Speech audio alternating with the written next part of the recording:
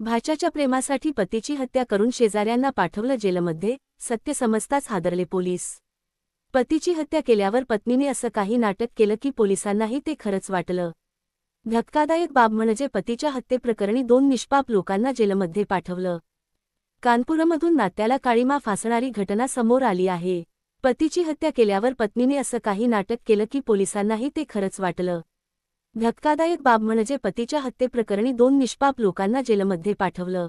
मात्र 7 दिवसांच्या फॉरेन्सिक तपासणी आणि पोलीस तपासानंतर जे सत्य समोर आलं त्याने सर्वांच्याच पायाखालची जमीन हादरली।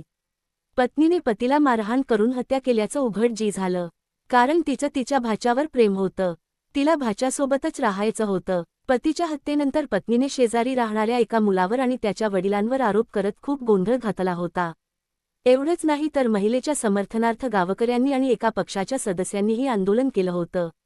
आता पोलिसांनी पत्नी आणि तिच्या बॉयफ्रेंडला अटक करून जेलमध्ये पाठवलं आहे। तसेच निष्पाप वडील आणि मुलाला जेलमधून